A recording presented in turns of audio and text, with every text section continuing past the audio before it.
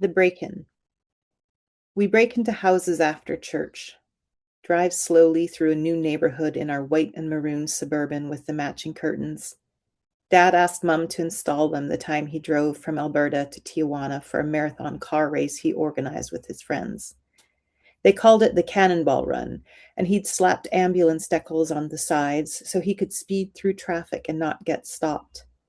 I love when we get to drive with the curtains closed. It feels like a fort, like a secret traveling room.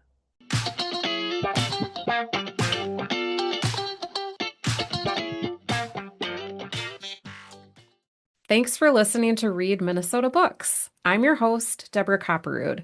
Today's guest is Angela Pelster, author of the book The Evolution of Fire, Essays on Crisis and Becoming, published this spring by Milkweed Editions. It's got one of the best first lines I've read in a long time. You just heard it. We break into houses after church. Pelster is the director of the creative writing programs at Hamline University. She is a 2021 McKnight Artist Fellow chosen by Hanif Abdurraqib, and her first essay collection, Limber, won the Great Lakes Colleges Association Award for Best New Book in Nonfiction. Her children's book, The Curious Adventures of India Sophia, won the Golden Eagle Children's Choice Award. Her essays have been published by Agni, Orion, LitHub, Plowshares, Tin House, Granta, and the Kenyon Review, all very esteemed literary publications. She received her MFA from the Nonfiction Writing Program at the University of Iowa. Pelster's been a McKnight Fellow, a Breadloaf Fellow, and a Minnesota State Arts Board grantee. She's the founder and director of Writers Go to the Movies, and she lives in St. Paul, Minnesota. Welcome, Angela. Thank you. Thanks for having me. What is your connection to Minnesota? Well, I came here because of the job at Hamline University. Um, but it was funny because right before I got the job offer, I came here for a wedding of some good friends. And I thought, this is the most Canadian feeling city in the entire United States. So I felt immediately at home. So when the job came up at Hamlin, I was really excited to apply for it and be at a place that felt a little bit more like home. I take that as a very high compliment. I'm glad because it could go either way. Tell me about your new essay collection, The Evolution of Fire. It's about crises, which maybe is a little scary for some people, but I like to think it takes crises, mostly personal ones, and it works through thinking about them. At the heart of each essay is something gone wrong, and is me trying to make some sense of it and trying to learn what that thing gone wrong says about the world. I'm really interested in thinking about the way everything we need is already present here in our physical space and our bodies and our relationships. And it's a matter of trying to understand them and pull them apart in order to know how to live here and be the humans we want to be in the world. So yeah, it's a collection of essays about crisis, very memoir-ish, thinking about what's gone wrong, but also thinking about what can be gained from them. So you are Canadian? Did you grow up in Canada? I did. I left Canada to go to grad school at the U of Iowa with my then 6-year-old kid, and did not think I was going to be staying here because my whole life was in Canada. But then I met a lovely man and got some wonderful jobs, and here I am since 2009. I enjoyed the parts about rural Alberta. I love rural Alberta. My husband's family is from Edmonton and St. Paul, so I spent some time on the prairie there, but only in the summer, not in the Yeah, winter. yeah. That's nice for you. How did that landscape affect your writing, do you think? It's hard to say. Like, I always love it when writers talk about landscape and writing.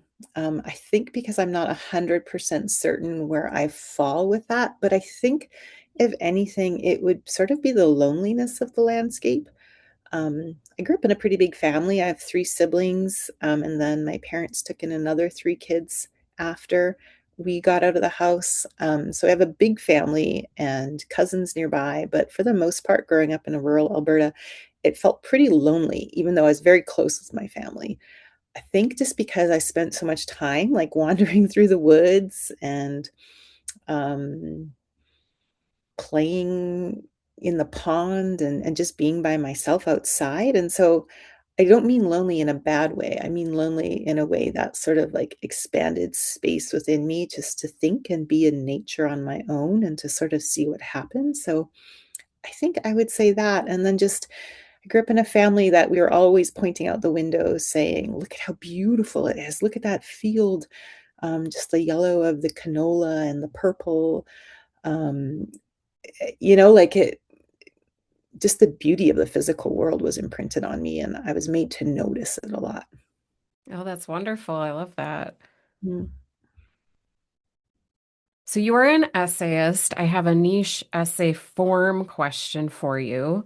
Last sure. summer, the Cuts book gossip newsletter declared that it is time to retire the braided essay. What are your thoughts on that form?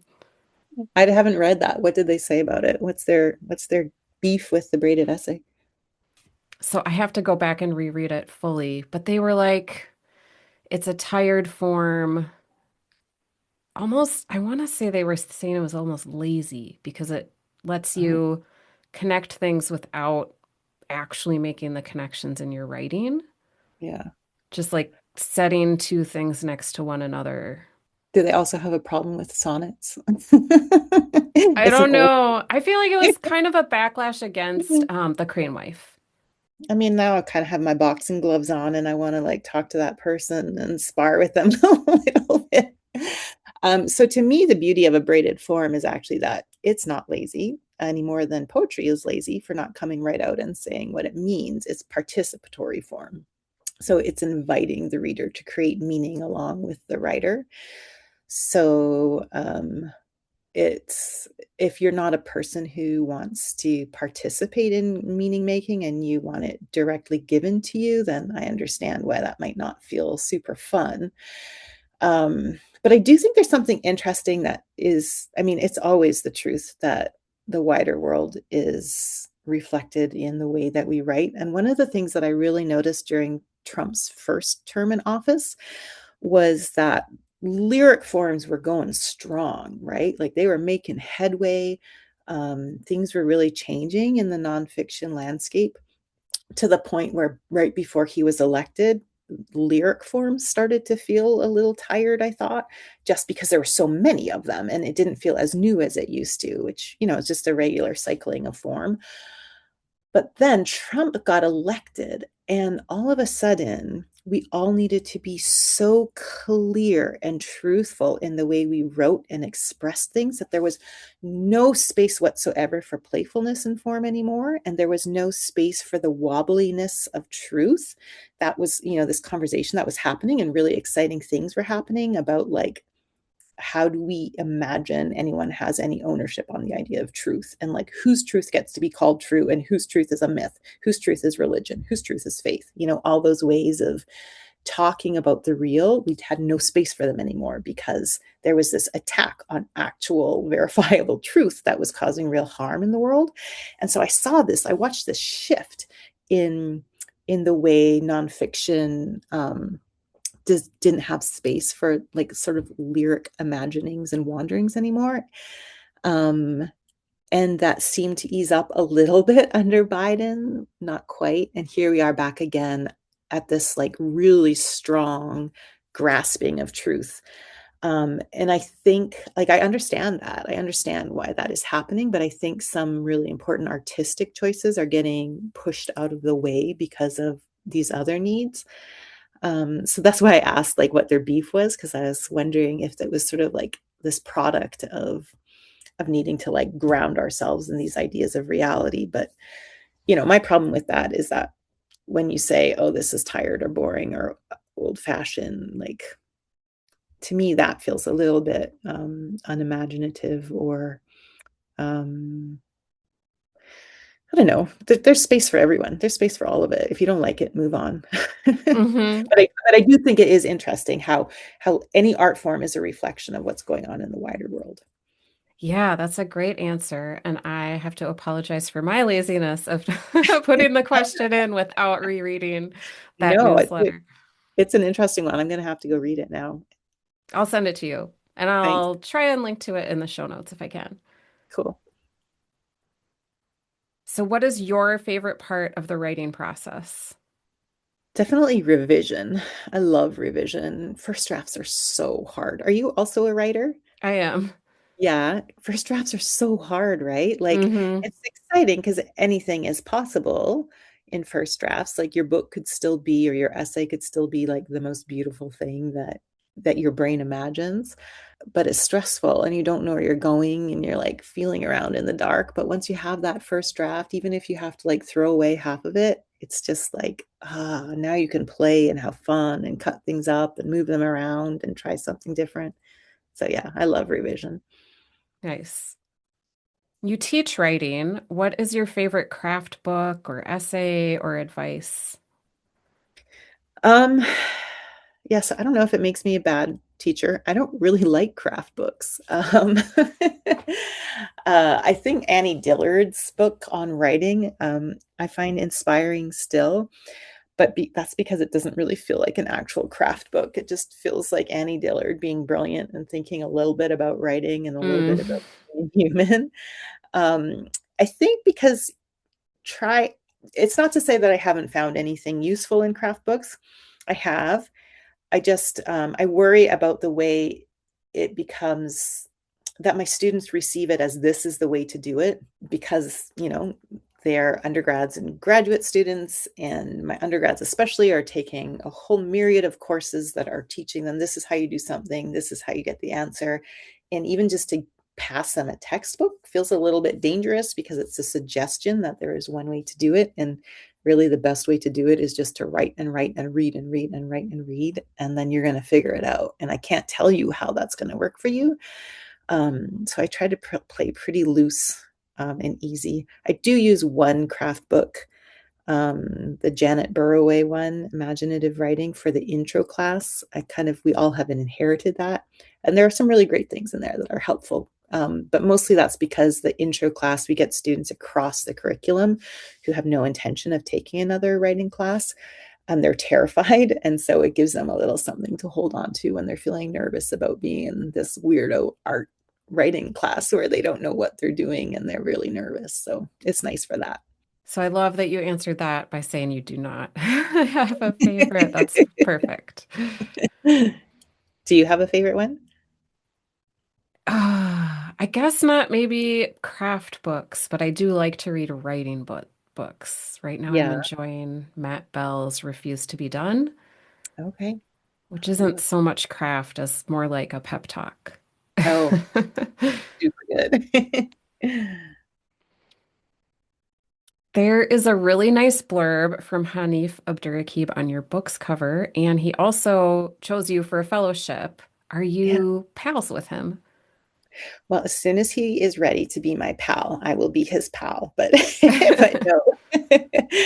I shook his hand once after reading and just thanked him for choosing my work for the award. But no, I don't know him at all. Well, it's Yeah, great that you got the blurb. It was so I nice on the know. cover. Yeah, I know. I feel really grateful. I mean, it's so much work. I have blurred people's books, and I'm sure you have too. It's so much work. It's really nice. It's so generous. Writers like are so dependent upon one another, right? Like to read each other's stuff, to blurb, to put in a good word, to show other people their work. It's totally a interdependent community. I have not actually blurbed anybody, but I am sure I mean, it's a big ask to read a whole Yeah, book and then write a couple yeah, things about it. yeah. Well, what you do is like a version of blurbing. Like it's even more. It's a lot of work what you do. Well, that's true. That's true. Mm. Who is your favorite Minnesota writer? Well, that is a very dangerous question because I have many friends who are Minnesota writers. So I won't say I have a favorite Minnesota writer, but I will say I have two friends who just came out with new books this year. Jen Bowen, The Book of Kin, and Kate Nurnberger, Held, both essay collections that are just absolutely gorgeous and beautiful. And I feel like one of the things that the Twin Cities and maybe Minnesota as a whole, but the Twin Cities needs to rise up and claim as its own is that we have such an incredible nonfiction uh, community here. Like, we also have an amazing poetry community, but like our nonfiction writers are killing it. They are so incredible. And I just don't really know outside of Iowa City in the nonfiction writing program. I don't know of another place, maybe I'm just ignorant, but of another place that has so many stellar nonfiction writers in one location, or two if you count the Twin Cities as two. That's great. I reviewed Held for Racket last Yeah. in the spring. That was really, I felt very affected by that book. It was really good. So beautiful. It's just so dense with meaning and beauty, and the lines are so gorgeous, which makes sense because she's a poet. Hmm. So what are you working on next? A million things, which is kind of unusual for me, but I just finished the first draft of a screenplay, which is really exciting. I did The Artist's Way over the summer. Have you ever done that? Yes, morning pages. Yeah. Yeah. I always feel like this funny mix of like shyness and also like I'm preaching the message of the artist way when I start talking about it. Um, if listeners aren't familiar with it, it's sort of a workbook for artists to get back on track. And at first I was like, well, I don't need to do that. I don't need to get back on track. Like, I write regularly. I'm in touch with my artist self. But a friend of mine who is like one of the most prolific writers I know told me that Sarah Marine, that she had just finished The Artist's Way. And I thought, Sarah did The Artist's Way. Wait a minute, why? And so I thought, well, I'll give it a try again because I had started it in my 20s and didn't finish it. And it was just so exciting and inspiring. To what I took out of it was to listen to the ways in which I have wanted to try different artistic practices, but have told myself I didn't have time for them. And in doing that, it has fed my writing practice. So I ended up taking a screenwriting class at Film North, a couple of them, and then I took a couple of intro to filmmaking classes in the fall, and I just finished the filmmaking class this spring, and then wrote this screenplay that was based on another book that I'm writing right now. So the book that I'm working on is about my mom and her mother, my Oma, um, and myself, and it just sort of follows our three generations, and it thinks about things that happened in World War II. My mom is from the Netherlands, and just sort of traces those events and the harm that they caused, and then thinks about the way those had rippling effects through my mom's life and then through my own and my own child's, and wonders about that and how that works. Oh, that sounds really fascinating. I'm getting goosebumps as you to hear you talk about that. Oh, good. Are you on social media? Where can folks follow you online? I'm not super active. I am on Instagram and Facebook because I'm not 20. I post mostly on Facebook. But yeah, so at Angela Pelster Weeb on Facebook. Um, I forget what my handle is on Instagram. I can find it and I'll link to it in the show notes. Yeah, I'm not great at that. Sorry.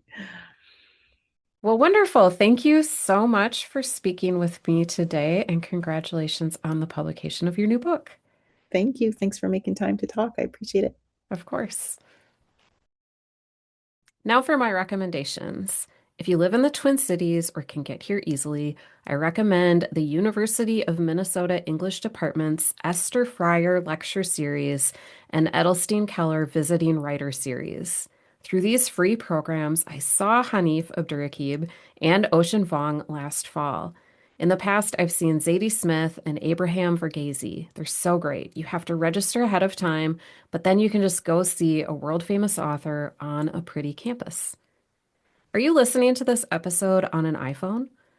Do me and the literary community a favor and tap a 5-star rating for Read Minnesota Books. And for extra credit, you can leave a nice little one sentence review. It helps the show find more listeners like you.